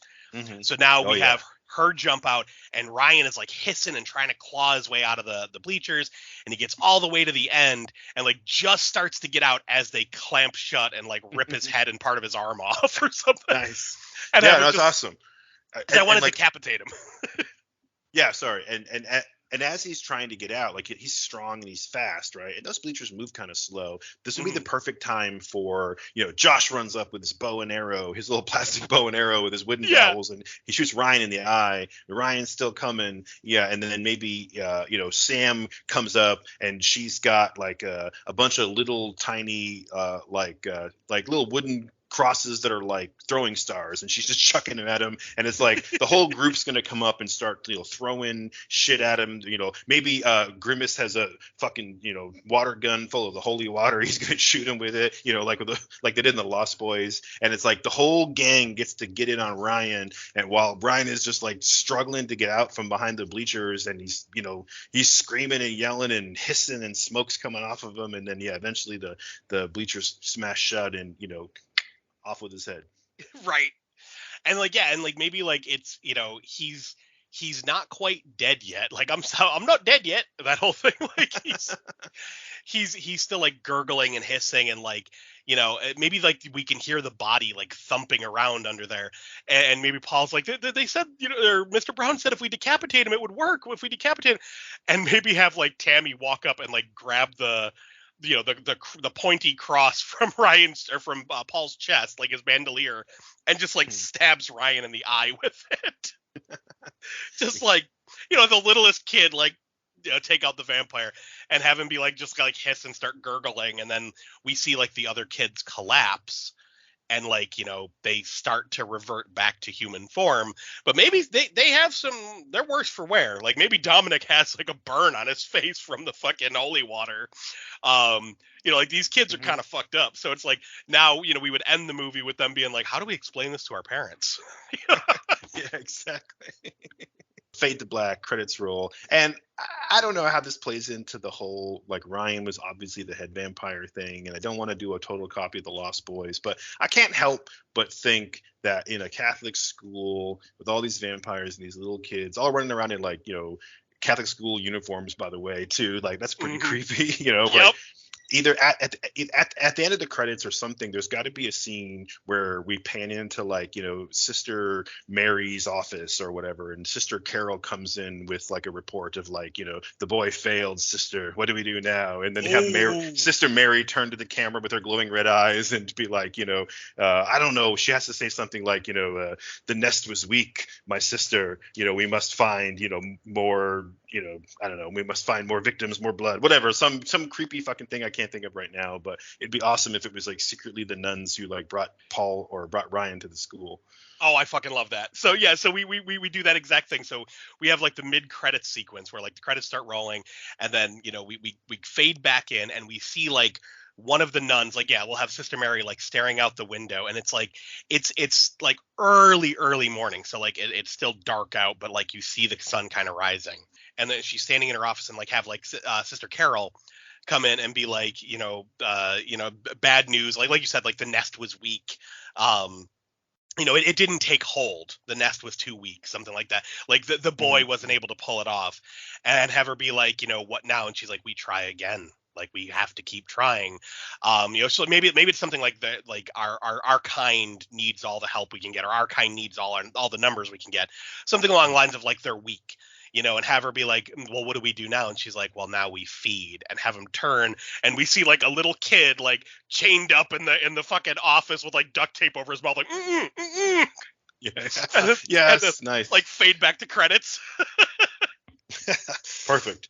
I don't know if we just want to save it for like a sequel, or if they should mention it, maybe say something, maybe Sister Mary, after Sister Carol says like, oh, we failed, like, what do we do now, sister? And have Sister Mary be like, the boy was weak, or there's too much faith in this town, or something along those lines. And then, Sister Catherine, has called us to help her with her mission. And there's like a manila folder, and it has a picture where it says like, like the St. Anthony Girls Orphanage or something on it, it's just like oh, like shit.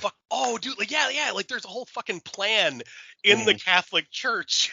Yes, like, exactly. Vampire. Yes, I fucking love that. Where they were trying to like, trying to like slowly either turn all the kids into vampires or food, and like it was their job to get this little school in like hometown USA, but now they're gonna get, they're gonna go have to help this other sister with her plan at like the orphanage, but yeah, again, but first we feed. Yeah, I love it.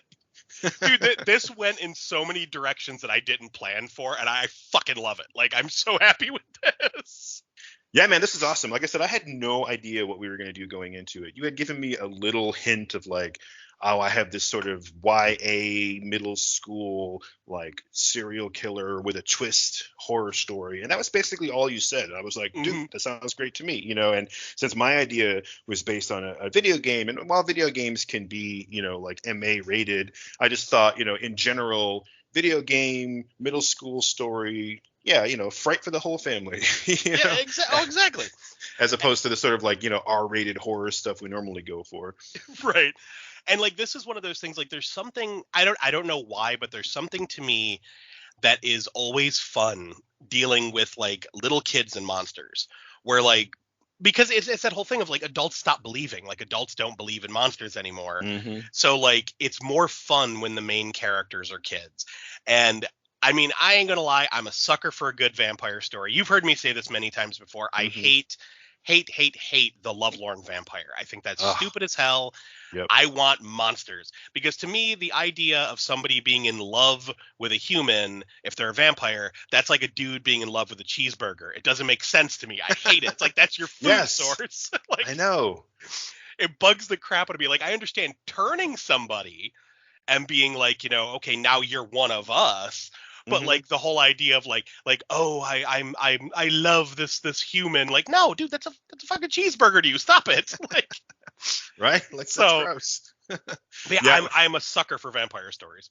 What's funny too is the other idea that I had briefly considered doing instead of Look Alive was a vampire story too. So Oh, I'm nice. I'm glad that I didn't go that route. I didn't go with that one just because it was more fleshed out than I thought would have been interesting for us to improv together. Where it's basically I have the whole like first third of a story, Hmm. the whole first act, and then I didn't really flesh the rest of it out. One of those ideas where I got all excited about it and wrote a bunch of shit and then kind of forgot about it. So that might be a fun one to revisit someday.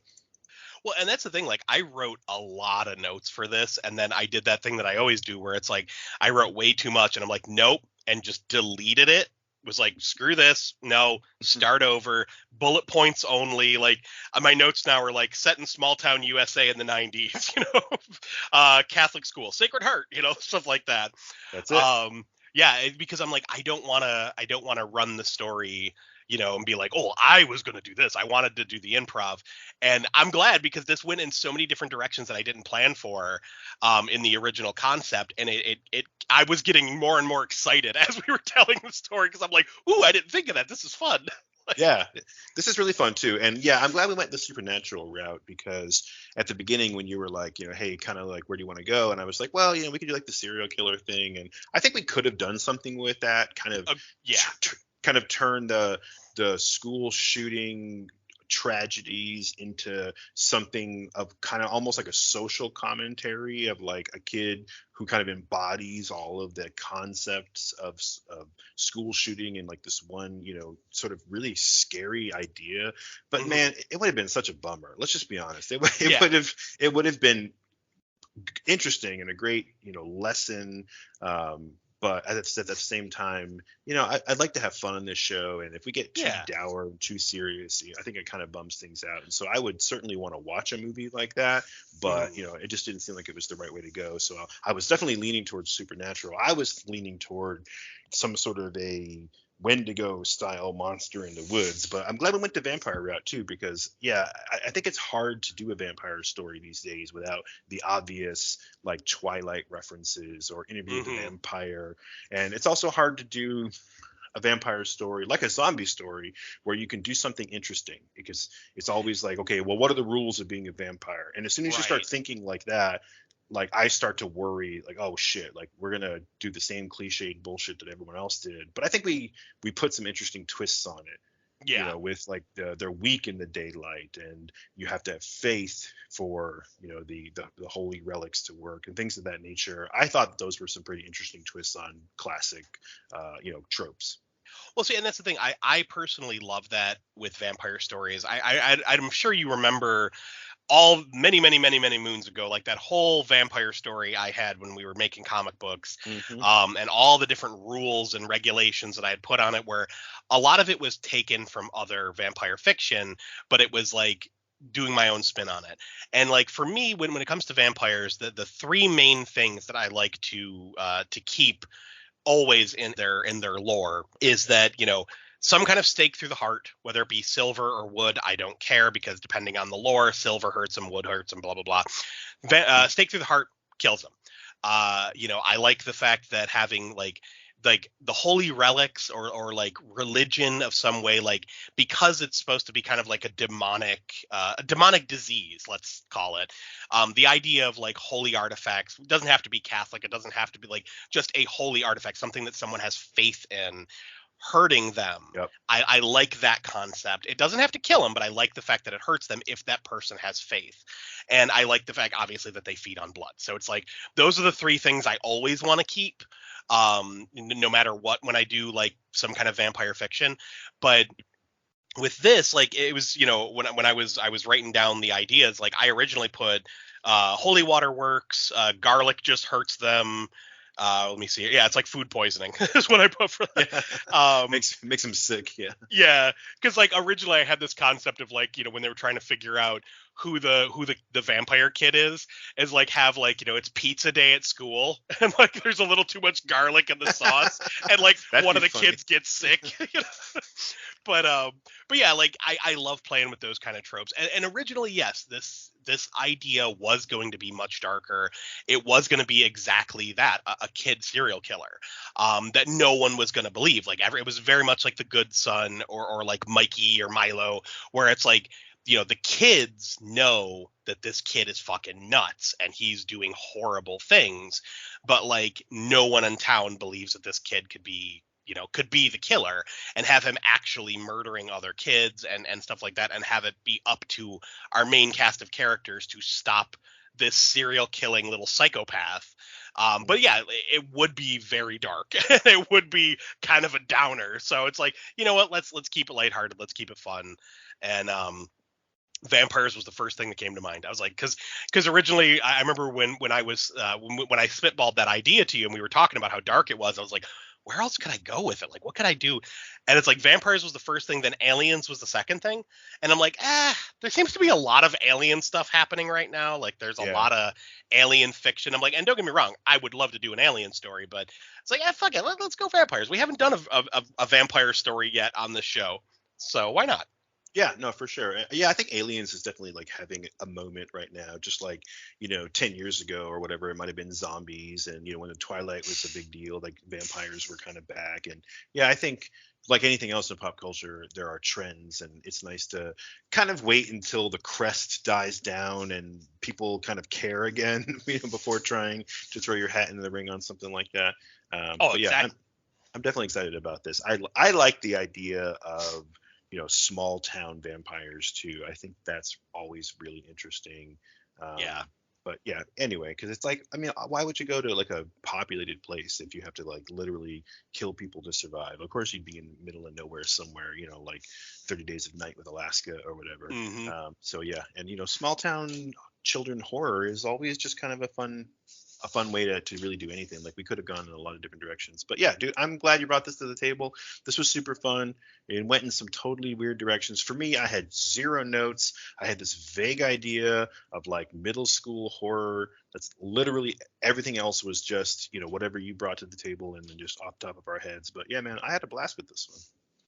Yeah, no, I really enjoyed it. So I am glad we did this, and I definitely want to do more of these because the whole time we were talking, I was getting other ideas for other original stories, and I'm like, ooh, like I don't want to make Raised by Rentals all about our own ideas. I do want to keep doing the improvs and stuff on known properties, but I really hope people are digging these as much as we are making them, because to me this is like the most fun is making up a complete story and just having that moment to like sit there and flesh it out and play with the characters. And honestly, it's make believe play. That's Yeah. really what it is. It's imagination play, and it's a lot of fun. Yeah, for sure. It's just like improv comedy, it's just a good time. And you and I like to tell stories, and so it's fun for us to just get together, with a buddy and just, get excited and ooh, what about this? And ooh, what about that? And yeah, it's always a lot of fun. Somebody pissed holy water. Sorry. Yeah, no, that was awesome. Like it caught me off guard for a second when I was like, wait, what? I Oh just man. I'll be honest, I had this image in my head of like having Paul like push Ryan into the water, like before these characters were named, and have him be like, have the vampire be like, did you really think that was gonna work? Water won't hurt me. And have Paul be like, but holy water will. And he'd be like, yeah, this is just a pool. And he goes, yeah, but I just peed in it. And he's like, what? Ew, why? Because I just drank a whole lot of holy water. What? Oh, ow, what the fuck? It just starts burning. What the fuck? Ouch. Yeah, that's fucking hilarious. I love that too. Kind of get a one up on Ryan for a moment. Yeah, I definitely love that. But I liked we were able to bring back like the whole group, let the whole group, kind of shine, and let this be a story about friends helping friends. So I think, there's still a good lesson there, even if it wasn't as dour and heavy as, an original serial killer story might have been. Yeah, Right. no, I'm glad I had fun with this one because it's spoopy season, and we like when I want to keep things spoopy and fun and silly. And I also love the original improvs. We have a few more cool things planned for this year.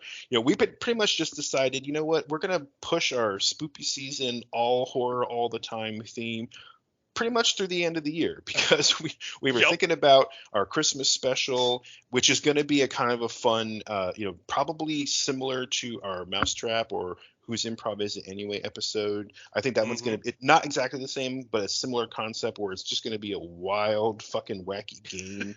And that's going to be cool. It's going to be some original shit. And then, we've got a cool Halloween special that is based on a Hollywood property, but it's going to be a lot of original things, multiple ideas we're going to have to come up with. So, I think it's definitely a good addition to the show, in my opinion, that we've added in these original improvs, or even if we start with the kernel of something, from pop culture. I definitely think that this is a fun thing to do. We can continue with our Hollywood remakes and improv improves and things like that, but throwing our own stories in is definitely a lot of fun. I think it mixes things up, just like we occasionally do a rental rant or a super gushers, just to kind of keep things interesting. Absolutely. And I mean, you have to change things up, otherwise you get stagnation, and it starts to become like a chore, which is one of the things that anyone listening to the Boogeyman's Closet will notice, as we've constantly started to switch up how we do the episodes. Like, one episode will be, we do go beat by beat through the story and talk more about like scene by scene, and then some episodes, like our one of our latest episodes with us, we just talk about the movie and just talk about scenes and don't really go in any real direction. So it's one of those things of, if you haven't seen the movie, you're going to be really fucking confused. If you have seen the movie, you understand what we're getting at. But it's just, you have to change things up, otherwise it gets frustrating. I mean, after almost 4 years of doing the Boogeyman's Closet, we needed an update to make it funny. Yeah, it's always fun to have things evolve too, and you do your specials, like the recent birthday special for Maurice and the back to school special for class of 1999 that I got to be part of with my brother and Tegan. So it's always fun just to kind of mix things up. I think any show needs to evolve over time, and as we eventually get to 2024 and into our third season, Jesus, that's crazy. I do want to make a couple of minor tweaks to the format. Nothing major. It'll still be the same, storytelling techniques that we've done. But I think going forward, we'll just kind of iron out a few wrinkles and I'm the type of person that likes to keep things very consistent. If once we sort of settled on something that I liked, I kept doing it over and over and over and over again, because it was like our shtick. And so going into a third season gives us a chance to mix things up. It's like a nice milestone of like, okay, new year, new season. We don't have to do everything exactly the same way. And with that, I'll segue into the fact that you mentioned Boogeyman's Closet. I'm not going to go through all the social media plugs, other than to say check us out at RaisedByRentals.com and at RaisedByRentals on the socials, and radpantheon.com and at Rad Pantheon on the social media platforms for all of our other rad friends doing podcasts and movie makeup and original art and all kinds of really cool creative stuff. So check out Rad Pantheon for lots of other rad creatives doing cool shit. If you like this show, you're definitely going to like at least a couple of the other projects. So check those out on the socials as well. And with that, thanks everyone for tuning into the Raised by Rentals program. Once again, if you had fun with us, visit us, drop us a line, leave us a comment. We hope that you enjoyed this. And with that, I'm Josh. I'm Mike. And we have to return some videotapes.